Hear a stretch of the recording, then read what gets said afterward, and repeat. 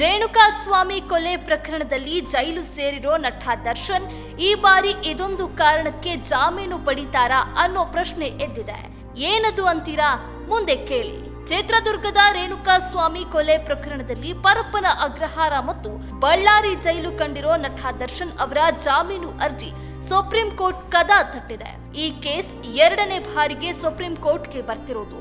ಮೊದಲನೇ ಬಾರಿ supreme court ಈ ಕೇಸ್ನಲ್ಲಿ ದರ್ಶನ್ ಸೇರಿ ಉಳಿದ ಆರೋಪಿಗಳ ಬೇಲ್ ರದ್ದುಗೊಳಿಸಿದೆ. ಈಗ ಮತ್ತೆ ಜಾಮೀನುಗಾಗಿ ಸುಪ್ರೀಂ ಅಂಗಳಕ್ಕೆ ಈ ಕೇಸ್ ಬಂದಿದೆ. ಈ ಅರ್ಜಿಯ ವಿಚಾರಣೆ ಬರುವ ಮೇ 4ರಂದು ನಡೆಯಲಿದ್ದು, ಸ್ಯಾಂಡಲ್ವುಡ್ ಹಾಗೂ ದರ್ಶನ್ ಅಭಿಮಾನಿಗಳ ಕಣ್ಣು ಈಗ ದೆಹಲಿಯತ್ತ ನೆಟ್ಟಿದೆ.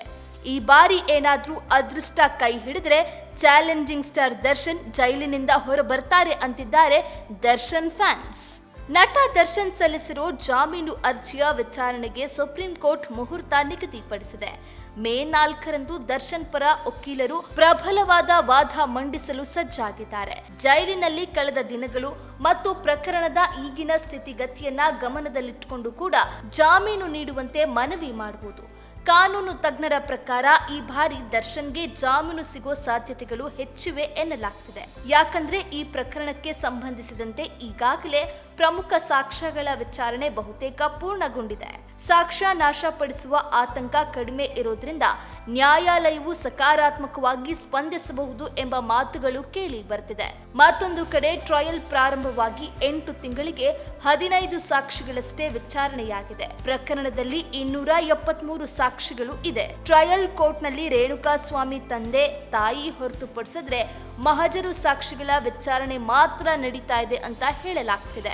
ಪೊಲೀಸರು ಈಗಾಗಲೇ ಸುದೀರ್ಘವಾದ ಚಾರ್ಜ್ ಶೀಟ್ ಸಲ್ಲಿಸಿದ್ದು ತನಿಖೆ ಅಂತಿಮ ಹಂತ ತಲುಪಿದೆ. ತನಿಖೆಗೆ ಪೂರ್ಣ ಸಹಕಾರ ನೀಡಿರೋದು ಮತ್ತು ದೀರ್ಘಕಾಲದಿಂದ ಜೈಲಿನಲ್ಲೇ ಇರೋದು ದರ್ಶನ್ ಪರವಾಗಿ ಪ್ಲಸ್ ಪಾಯಿಂಟ್ ಆಗ್ಬೋದು. ಆದರೆ ಕಾನೂನು ಪ್ರಕ್ರಿಯೆಗಳು ಹೇಗೆ ನಡೆಯುತ್ತೆ ಎಂಬುದು ಮೇ 4ರಂದೇ ಗೊತ್ತಾಗುವುದು.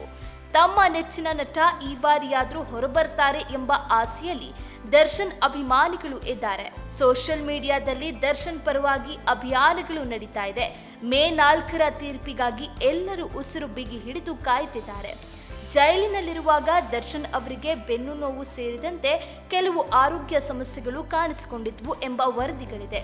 ಮಾನವೀಯತೆಯ ದೃಷ್ಟಿಯಿಂದ ಮತ್ತು ಚಿಕಿತ್ಸೆಯ ಅಗತ್ಯ ಇದ್ರೆ ಇದನ್ನು ಕೂಡ ಜಾಮೀನು ಪಡೆಯಲು ಒಂದು ಪ್ರಮುಖ ಕಾರಣವನ್ನಾಗಿ ವಕೀಲರು ಬಳಸಿಕೊಳ್ಳುವ ಸಾಧ್ಯತೆ ಇದೆ. ಸುಪ್ರೀಂ ಕೋರ್ಟ್ಗೆ ಹೋಗಿರೋದು ದರ್ಶನ್ ಪಾಲಿಗೆ ಕೊನೆಯ ಭರವಸೆ. ಸುಪ್ರೀಂ ಕೋರ್ಟ್ ಸಾಕ್ಷ್ಯಾಧಾರಗಳನ್ನ ಅತ್ಯಂತ ಸೂಕ್ಷ್ಮವಾಗಿ ಗಮನಿಸುತ್ತದೆ. ಒಂದು ವೇಳೆ ಇಲ್ಲಿಯೂ ಬೇಲ್ ಸಿಗದಿದ್ರೆ ದರ್ಶನ್ ಅವರ ಜೈಲು ವಾಸ ಇನ್ನೂ ದೀರ್ಘವಾಗುವ ಆತಂಕ ಇದೆ. ದರ್ಶನ್ ಹೊರಬರೋದು ಫಿಕ್ಸ್ ಎಂದು ಗಾಳಿ ಸುದ್ದಿಗಳು ಹರಿದಾಡ್ತಾ ಇದೆ.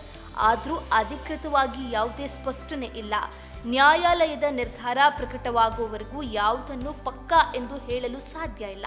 ಹೀಗಾಗಿ ಮೇ 4ರ ವಿಚಾರಣೆಯ ನಂತರವೇ ಅಸಲಿ ಸತ್ಯ ಹೊರಬೀಳಲಿದೆ.